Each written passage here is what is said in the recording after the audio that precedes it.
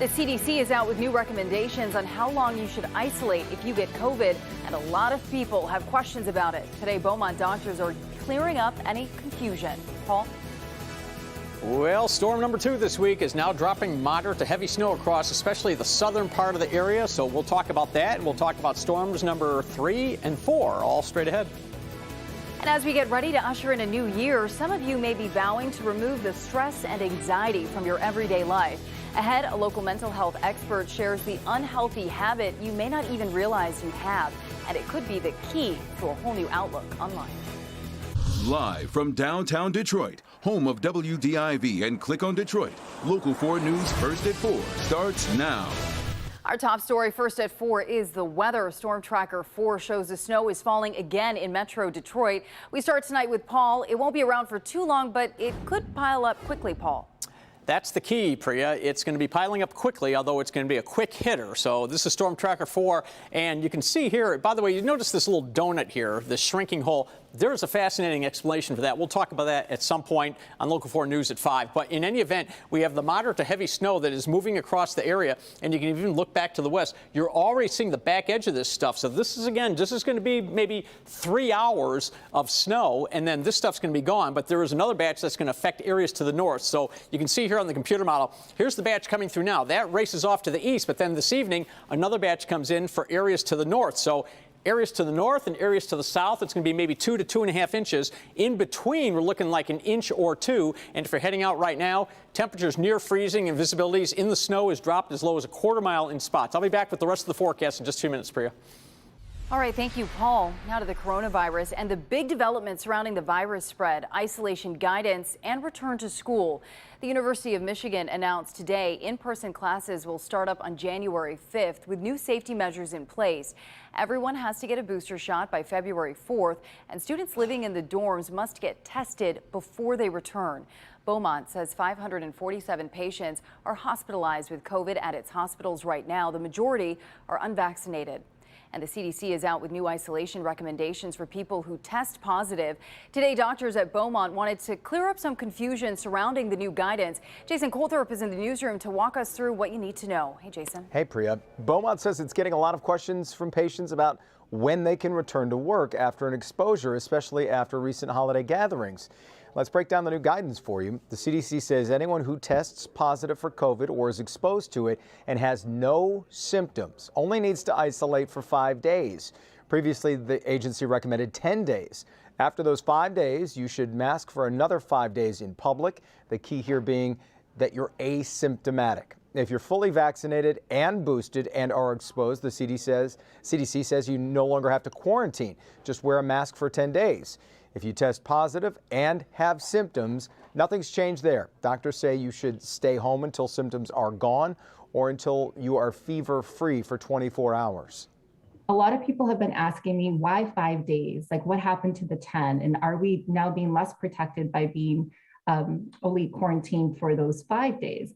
And the answer to that is really based on the evidence is that the COVID-19 virus, especially with Omicron, is most infectious 2 days before you have symptoms and 3 days afterwards. So that's why that magic number 5 is there. But if you look at the overall recommendation, it's still asking for extra protection for the total of 10 days, which has been the same as before.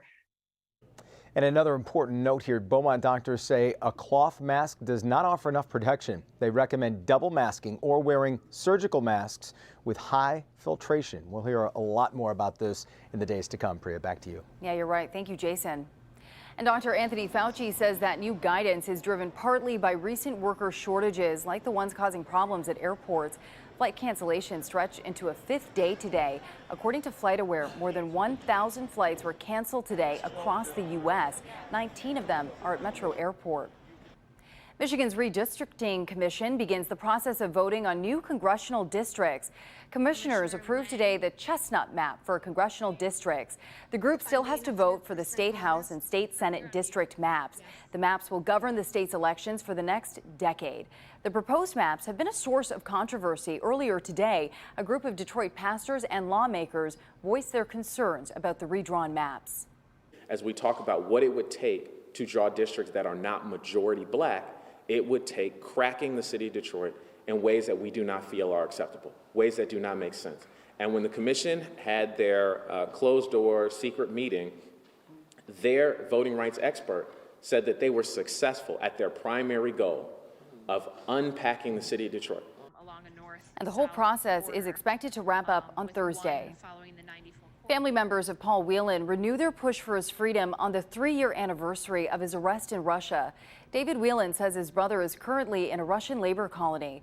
We're told he received a visit last week from a member of the UK Embassy for support. Whelan was arrested in Moscow in 2018 and denies the espionage charges against him. He was sentenced to 16 years in prison. The Whelan family is asking for an investigation to be launched. A gunman kills 4 people and injures several others, including a police officer. The suspect is also dead, and the motive isn't clear. Police say it all began last night. The gunman allegedly opened fire at 4 places in the city and county of Denver. There were more shooting locations in the suburb of Lakewood, which is about 8 miles west of downtown Denver. Witnesses described the chaotic scene. We were just inside the store and heard like one gunshot and then like a whole array, and it sounded like they hit the side of the building. And then obviously a bunch of cop cars, and they came out and swooped us into the back. We cannot lose sight of the victims in this, the people that are still fighting for their lives, including a Lakewood agent. Police say the injured officer is in stable condition. The investigation continues tonight. The judge in the Ghislaine Maxwell sex trafficking trial is asking jurors to work longer hours because of the spike in COVID cases in New York City. The judge wanted the jury to work an extra day last week and longer hours this week. She says there is an escalating risk that jurors will need to quarantine. The jury is on day 4 of deliberations. They're deciding whether Maxwell recruited and groomed teen girls to be sexually abused by Jeffrey Epstein. More schools in Michigan are taking advantage of a new state grant to help with students' mental health. Governor Whitmer says schools are in the process of hiring 560 more school psychologists, social workers, counselors, and nurses. It's part of $240 million set aside in the recent school budget. The governor says 210 districts have applied for the money, and funding is still available. Well, stress and anxiety have always been something we deal with at various times, but with COVID, experts say more people are now looking for solutions. Our Dr. McGeorge is here with some things everyone can do to help change our way of thinking. Most of the people who come to the ER with a mental health problem are in an acute crisis, but there are far more people who never experience a crisis. They just feel a constant oppressive negative feeling. Now, something that can help is actually as straightforward as mental housekeeping. Everyone knows that everyone feels terrible. You know what I mean? Like everyone knows that, and it's almost like re-traumatizing to keep telling people about how bad people are feeling versus trying to shift our way into how do we get healthier. Dr. Jennifer Peltzer-Jones is the Assistant Director of Emergency Behavioral Services in the Emergency Department at Henry Ford Hospital. It's easy to say don't smoke, and we all know that. And it's easy to say get more exercise, which is actually good for your mental and medical health.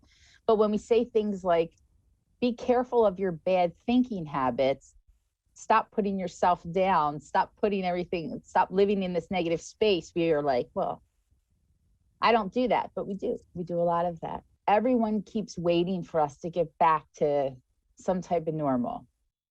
And I think we all are starting to hit that phase of this is our new normal now. It's important for us not to be predicting everything's going to stay miserable because it wasn't the same as what November 2019 is. And again, that's a bad thinking habit that we have to be careful about. Predicting the future when we don't feel good, we predict it to be negative, and then we believe it to be negative, and we fall into that negative thinking trap. Being aware of and reflecting on our own thoughts can help keep unhealthy thoughts in check. But when we think about our negative thoughts, like if we just allow our negative thoughts to keep coming up and just to live with them, they become automatic. And if we're not looking at them, trying to change that, then we start just, we encompass them, we own them. And so when we talk about mindfulness and meditation and reflection, it really is that time for us to evaluate our bad thinking habits. Just like bad health habits, we can develop really bad thinking habits, and then we end up miserable.